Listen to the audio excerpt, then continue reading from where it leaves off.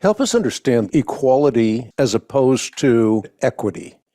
Right. These words are being used, and oftentimes people don't understand what's behind the term equity. Yeah, equity means proportional outcomes. So if you talk about diversity, equity, inclusion, you say, well, we have professors or we have police officers or we have pilots. And if we don't have 13% African Americans or 11% Hispanics, then the default explanation is racism. And that's where things go wrong, because there's so many social factors that create different representation. One of them, as Thomas Sowell points out, is average age.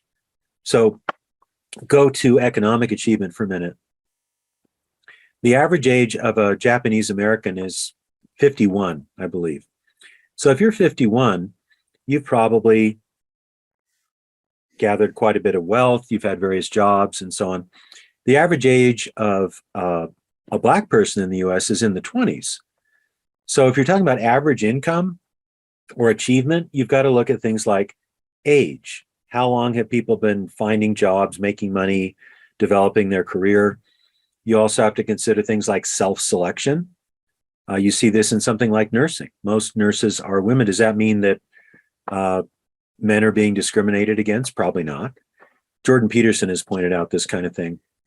So the Kinsey approach is, if we don't have perfect representation across the board for the ideal fields, then racism is the cause. And because racism is the cause, we need to discriminate against whites in order to elevate people of color. So we have to make race and ethnicity and sex primary. And the idea of ability and achievement ends up being secondary. This kind of idea has been at work in affirmative action in the United States for 50, 60 years. But equity is basically affirmative action on steroids. We're going to guarantee certain outcomes. And I was just reading an article by Heather McDonald in City Journal, put out by the Manhattan Institute.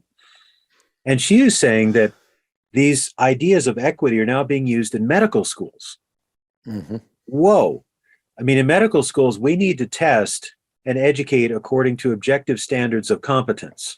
And what she points out is that because the representation in medical schools or among physicians is not the percentage that the critical race theory people want, that the standards are starting to be lowered. Now, for one thing, that's an insult, I think, to people of color. Well, we have to somehow lower the standards, or the standards are supposedly intrinsically racist, so we have to change them so they're no longer racist. But in areas like that, airline pilots, medicine, you have to have a meritocracy, period. Not to have a meritocracy is just insane and actually dangerous. Ideas have consequences, bad ideas have victims, and few ideas in recent history are worse than wokeism, a social and mental disease that is wreaking havoc on sanity and common sense. That's why the upcoming special edition of the Christian Research Journal tackles this dangerous ideology head-on. To receive your copy, visit equip.org, that's equip.org, or call 888-7000-CRI, that's 888-7000-CRI.